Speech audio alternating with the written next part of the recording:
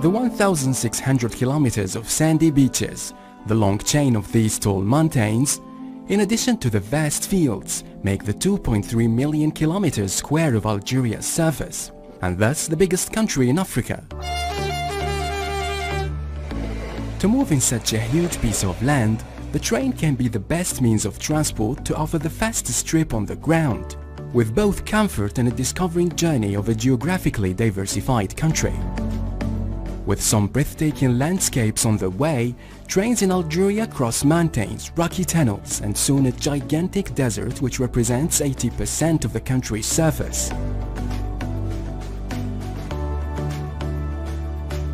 In the distant past, many civilizations and colonizers wanted to settle in Algeria. They built roads depending on the means they had at that time. And in 1862, the first 50 kilometers of railways were inaugurated in Algeria, marking the beginning of a network of railroad lines used by the French colonizer initially to control the Algerian territory. 100 years later, the existing railways back then was in an advanced state of wear and tear. The majority of this network was made up of narrow lines with a speed ranging between 20 and 60 kilometers per hour.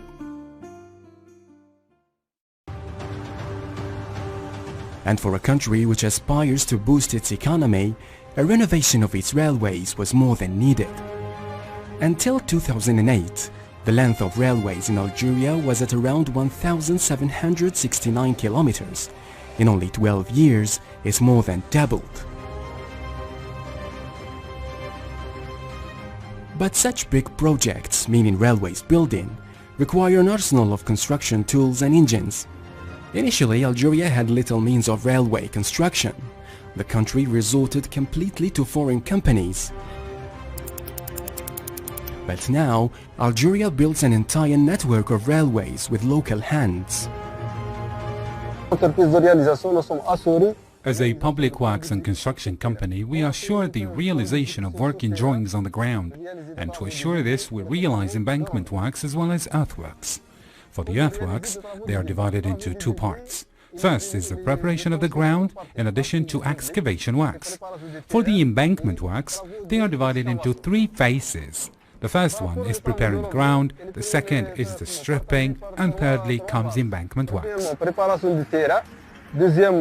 How do we assure the embankment works? They are realized layer per layer, geotechnically and geometrically. The geometric step is realized by a topographer, and the geotechnical phase is realized at the laboratory. As part of a big transformation, these railways are now secured with the new speed monitoring systems, in addition to many control stations in order to follow the movement of all trains on lines.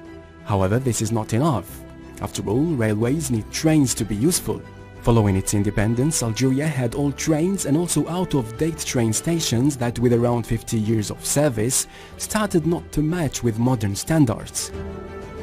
Yet this was all part of the gone days. New train stations were built and others were renovated to welcome millions of passengers who use the train for their trips.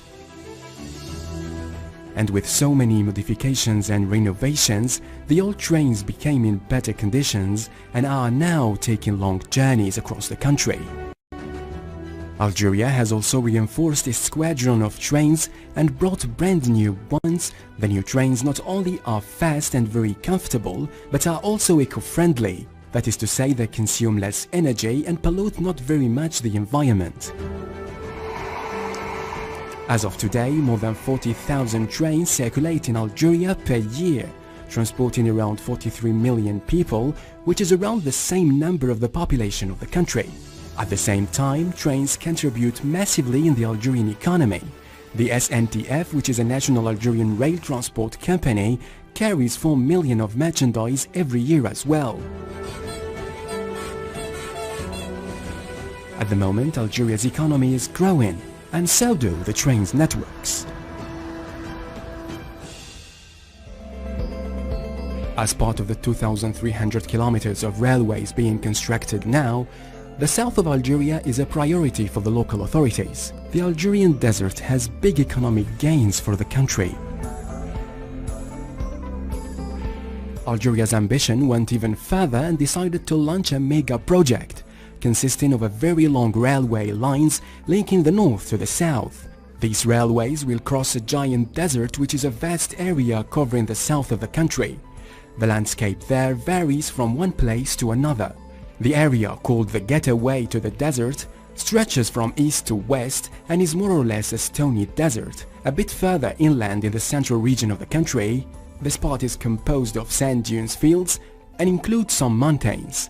The third area is located in the southernmost part of Algeria. It is the most arid, the wildest and the most remote part of the Algerian Sahara. Trains will cross all these three parts to arrive there in the far south. But this is all not very easy.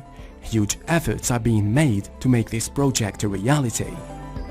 It is true that the challenges are big, but Algeria's ambition to develop even more is making all obstacles fade away, and soon the country will know the very first train journey linking the north to the south.